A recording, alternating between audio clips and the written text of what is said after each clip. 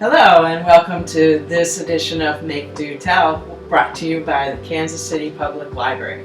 My name is Claire Hollander and I'm here today to show you what's in our December kits. This is a wonderful kit for bird lovers of all ages. We're calling it the DIY Bird Feeder Kit. And I'm just going to take everything out. There's a cookie cutter. This will be your mold. I'm going to show you all how to do it. There's the yarn and 2 pieces of paper. So first and foremost, one more thing, very important. This is gelatin. And while we were getting set up, I boiled water. We need a 1/4 cup of water. I have this recipe memorized, but you'll want to probably follow along. So I'm going to use a 1/4 cup of water. Might have been a little bit too much. Boiling water with your gelatin. I'd like to pretend I'm Julia Childs. Let's see.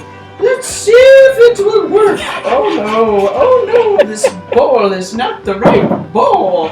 But that's okay. We'll still make it work, won't we?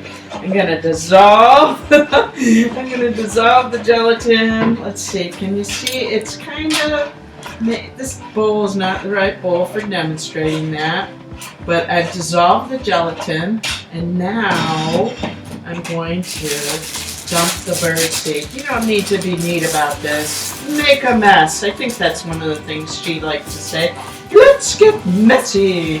So I'm going to get all of these guys good and soaked because we're going to put them in the mold and make little bird feeders that we can hang on the tree for the birds this winter. Okay, that looks pretty good to me. Now, I'm going to use a little parchment paper here to keep it nice and neat. I'm going to put my little gingerbread man there. All these instructions are in your kit, so you don't need to take notes if you're worried about that. It's a little warm still, so be careful. You definitely want adult supervision if you're a little kid working on this. Now, this gets a little sticky too, so some people might want to spray some cooking spray on the cookie cutter itself, and also maybe on your hands, like this. Watch, I'm gonna do this. Ah! Sticky kid stuff. Now, you want to just pack that in there about halfway down. It's not the easiest thing to pack, and then you're gonna take your yarn and loop it. See how I'm looping this? And we're going to tuck this right in here. You know, this isn't the simplest thing to do, and if you're a little challenged like I am, I was never very good at folding origami and those kinds of things, but you get the idea. We're going to put that in there so that when this is dry, it will have an automatic hanger on it ready to go. Now, as you can see, there's still some bird seed left, and you can either use some cookie cutters. Maybe you have some more at your house that you could use as molds. The simpler the edges, the easier it'll be for getting that bird seed in there. Now you just kind of want to sit and wait. But again, if you have extra, you could use another cookie cutter, or you could just shape it. Maybe you'll use a glass jar, something like that, to make a shape. At home, I put a straw in one of mine so that at the end, I can just put some ribbon in there, and then that's all it is.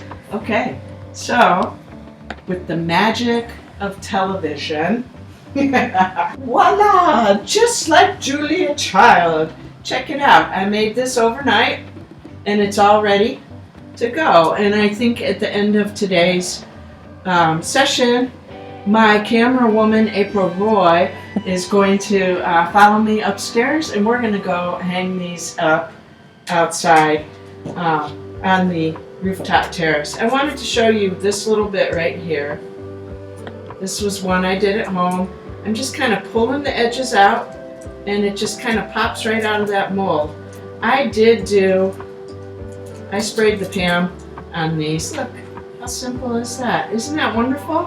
And you could trim these, you could make it however you want, and then we'll go and hang it up.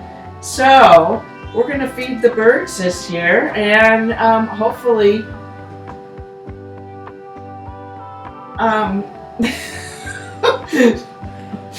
hopefully you will read the I'm like, so like, we're just gonna keep going because Samantha will fix this. Samantha will fix this. Samantha will fix this.